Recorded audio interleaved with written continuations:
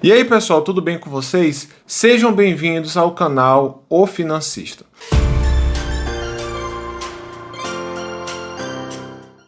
E para você que está chegando aqui pela primeira vez, neste canal nós conversamos sobre educação financeira e também sobre investimentos.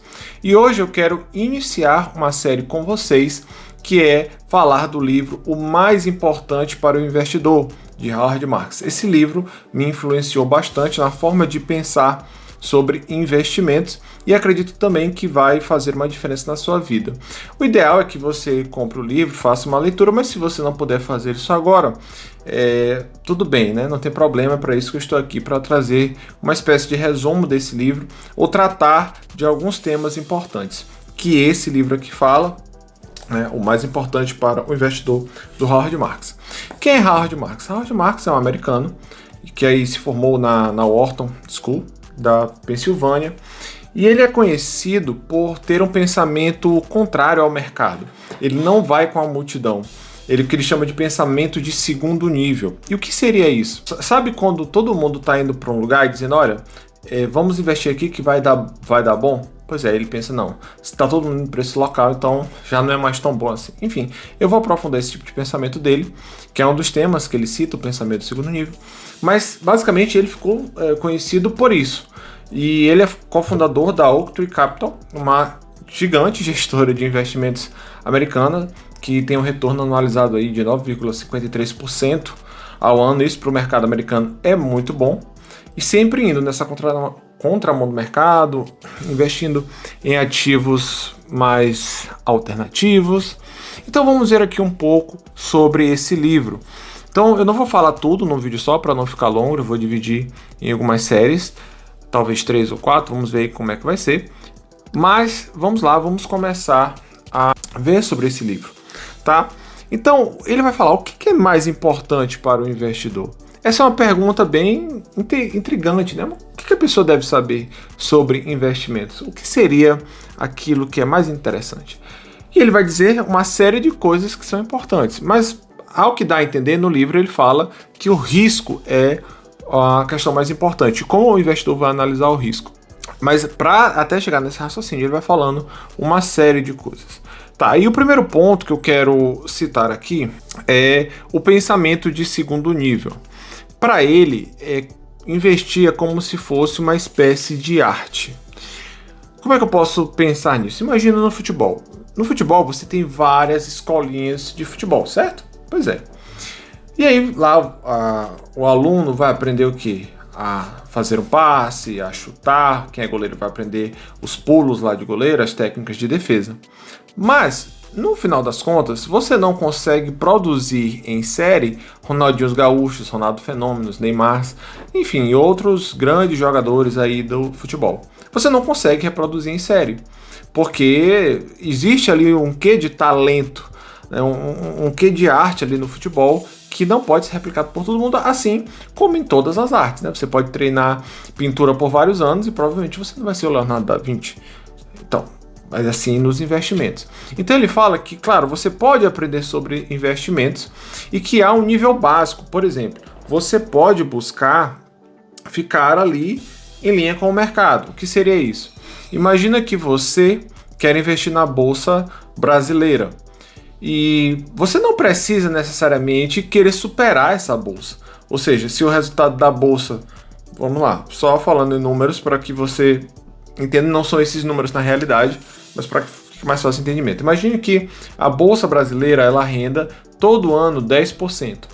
Então, se você quer acompanhar o resultado da Bolsa, você vai investir naquilo que é o índice da Bolsa e sempre você vai render o mesmo que ela, 10%. Mas digamos que você queira buscar mais, você não quer ficar junto com o mercado. Então você vai buscar outros investimentos ali dentro daquela composição de ações para ter um resultado acima daqueles 10%.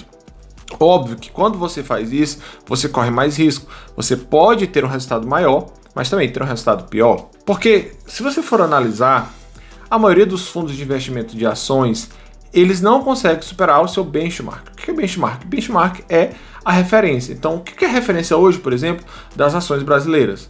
O Ibovespa. né? É um índice da Bolsa Brasileira que vai ter uma certa quantidade de ações de acordo com seus pesos específicos e ali esse índice que os fundos de ação buscam superar. Ou mesmo, digamos, você enquanto investidor. Então, o investidor comum, né, na verdade, o investidor profissional, que são os fundos de investimento, em sua maioria não conseguem superar essa marca do Ibovespa. Não por muito tempo, ele pode superar por 1, 2, 3 anos, mas 20, 30, 60 anos, né? Até porque é até difícil você mensurar 60 anos de um fundo de investimento. Mas veja que até para o profissional é difícil. Então, como que o investidor comum conseguiria fazer isso? Não é fácil, né? Então, por isso que ele fala desse pensamento de segundo nível, você ir na contramão do mercado. Porque se você vai em direção ao que tudo que o mercado está fazendo, você vai ter o mesmo desempenho do mercado. Ora, se todo mundo diz assim, bom, vamos investir na Petrobras, por exemplo. Então, você vai ter o mesmo rendimento que todo mundo. E aí você vai estar igual ao mercado. Então, esse pensamento de segundo nível é muito difícil de você ter, mas se você quiser superar o mercado, você vai ter que ter ele. Agora, aí a gente vai para o segundo ponto. Tá, então é somente eu ir contra o mercado que eu vou ter esse resultado? Porque seria muito fácil, né? Se todo mundo disser assim, ó, vamos investir nas ações da Americanas, né? Que deu esse problema, mas enfim. Aí você diz, tudo bem, eu não vou investir em Americanas. Aí só porque todo mundo vai, você não vai? Não, não é assim. E ele gosta de citar aqui como outra coisa mais importante para o investidor é a questão do valor. E o que é valor? Valor, no conceito do Howard Marks, em outros conceitos também, é diferente de preço. Preço é aquilo que está sendo cobrado por aquilo no momento. Mas qual é o real valor daquilo ali? Imagina aí, pense numa marca de carro que você não gosta. E aí você está sendo cobrado, sei lá, 80 mil reais no Mobi. Aí você pensa, poxa, o preço do Mobi é 80 mil, mas será que ele vale de fato? Será que ele vale isso? Então qual é o pensamento aqui? Se valor é diferente de preço, eu não posso me guiar somente pelo preço das ações. E aí ele já faz uma espécie de contraponto ao day trade e a análise técnica, basicamente. A análise técnica é você projetar o preço de uma ação baseado nos seus resultados anteriores. É tipo assim, falando de forma bem simples, tá? Uma ação X está caindo, então pela análise desse gráfico, ela vai continuar caindo. Então vou fazer uma operação de mercado em que eu ganhe com a queda dessa ação. Você analisar somente o preço não é o adequado. Você tem que analisar o valor. Quanto de fato vale aquele ativo, aquela ação? Quanto será que realmente vale?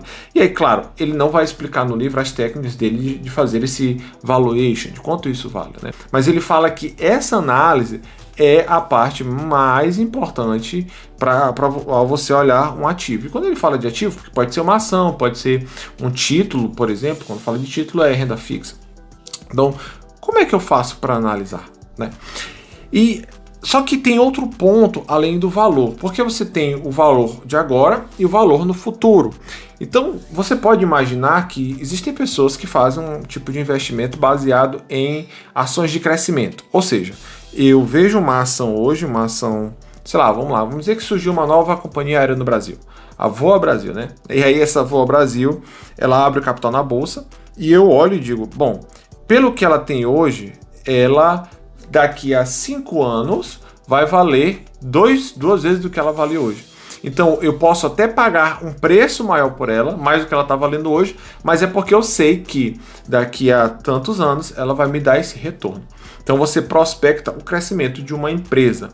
Ele também não gosta disso aqui, porque ele vai dizer o seguinte, bom, quem é que pode garantir que no futuro essa empresa vai valer isso?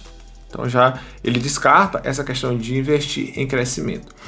Então ele vai voltar para a questão do valor. Qual é o valor intrínseco disso aqui? Porque, vamos lá, a ideia dele é buscar ativos que estejam subvalorizados, melhor dizendo, ou seja, subvalorizado é aquilo, o preço que está sendo cobrado por ele, na verdade, é menor do que o seu valor. Exemplo, digamos que você queira comprar uma casa e você acha uma casa num bairro muito, assim, vamos dizer assim, um bairro meio complicado, né? E aí, uma casa que foi construída lá, sei lá, foi gasto 500 mil reais, ela tá valendo 300 mil. E aí você diz, bom, essa casa, ela vale mais, né, do que o que estão cobrando por ela. Então, ele simplesmente busca ativos nesse sentido, porque ele acredita, cara, esse aqui tem um valor. Só que o grande ponto é que ele sabe que nem sempre o mercado enxerga isso. e ele se antecipa ao mercado, ou seja, ele vê esse valor, essa subvalorização e investe ali. E no momento certo, quando o mercado enxergar o real valor daquele ativo, ou seja, quando as pessoas enxergarem, imagina que ninguém olhou para essa casa, estava valendo 300 mil, só que de fato ela vale, o custo dela seria meio milhão, 500 mil. Quando todo mundo percebe isso, todo mundo vai querer dar os 500 mil. E aí é o momento onde ele vai ter o lucro dele. O contrário é quando você já investe buscando justamente ativos sobrevalorizados, ou seja, imagina só que está todo mundo comprando uma determinada casa em um loteamento. E você sabe que aquela casa lá, ela vale 300 mil, mas estão cobrando 400. Só que aí você compra pelos 400 porque você sabe que lá na frente ela vai valorizar ainda mais e as pessoas vão dar 500 mil.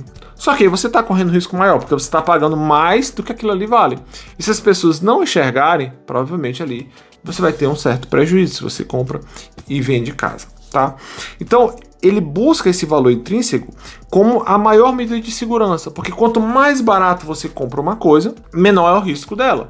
Ou seja, imagina, quanto mais barato você compra um carro, menor é a chance do seu prejuízo, porque se o carro der problema, você pagou menos nele. E aqui vale para os ativos. É claro que ele não defende você comprar só por estar barato. Não, ele tem que enxergar um valor nisso. Aí ele tem as metodologias dele de quantificar esse valor, certo?